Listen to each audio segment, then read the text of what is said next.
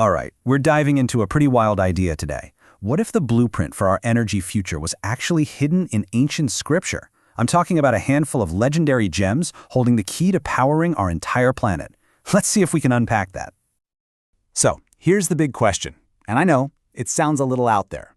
Could 12 sacred stones, gems like jasper, sapphire, and emerald, really be the solution to our global energy crisis?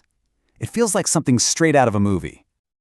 But here's the twist. We're not talking about mystical crystal power or anything like that. No, this is all about hard science. The real secret isn't in the gems themselves. It's in what they're made of, their fundamental chemical compounds. Okay, so first things first, we need to put on our scientific detective hats. We're going to break these legendary stones down to their basic chemical building blocks and see what's really inside. And trust me, the answer is way simpler and a whole lot more powerful than you might think. So, get this. The first thing that just jumps out at you is the repetition. Look at this. Jasper, amethyst, chalcedony, and on and on. A full half, 6 of the 12 stones are, when you get right down to it, just silicon dioxide, SiO2. That's literally the same stuff as a piece of quartz, or even just sand. And the other 6? Well, the pattern just keeps going. That brilliant sapphire, it's basically just aluminum oxide.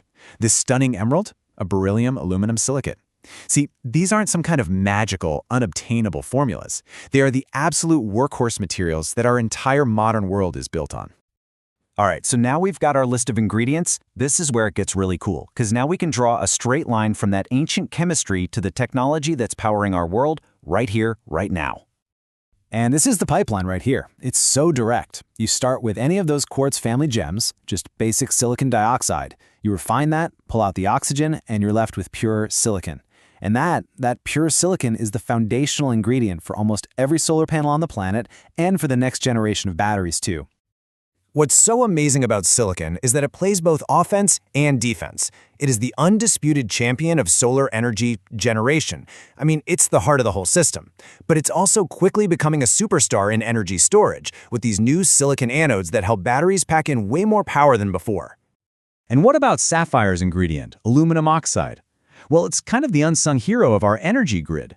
We use it to make these super thin coatings inside batteries that literally stop them from catching fire or short-circuiting. It's also a critical insulator in all the electronics that manage the flow of power, which makes the whole grid safer and a lot more efficient. Let's just put some real numbers on this. When you compare an advanced silicone anode to the old-school graphite that's in most batteries, you're looking at a capacity boost of up to 20%. So what does that mean for you? It means electric cars that can go a lot farther on a single charge and grid storage that's much more reliable. And it all comes from the same basic element we found in half of those ancient stones. So, when you start putting all these different pieces of the puzzle together, you've got the silicon for making power and storing it, the aluminum oxide keeping everything safe, you can start to build out a whole system. Some researchers call this a Gem Integrated Energy Network, or GIEN. It's basically a theoretical blueprint for a complete sustainable energy system from top to bottom. Okay, so that's the tech we're using today. But let's look ahead a little. What are the really radical, next-generation ideas that these same materials could unlock tomorrow? So one of the most promising concepts has a really long name, the GHTRSES. I know it's a mouthful, but don't worry about the acronym. The idea behind it is absolutely brilliant. You use massive mirrors to focus sunlight, sapphire lenses to handle the insane heat, and then you use that heat to drive a chemical reaction that stores the energy. This means you can get electricity or even hydrogen fuel whenever you need it, day or night. And just to give you a sense of the scale we're talking about, for a plant like this to power a medium-sized city for 12 hours straight, you'd need about 2,400 tons of a really common material like calcium oxide, basically limestone. Now, that sounds like a huge number, but it's totally doable with materials that are cheap, abundant, and safe. And the efficiency gains here are just massive. You can see on the chart, traditional fossil fuel plants are shockingly inefficient. They waste a ton of energy. A system like the GHTRSES is already a huge improvement.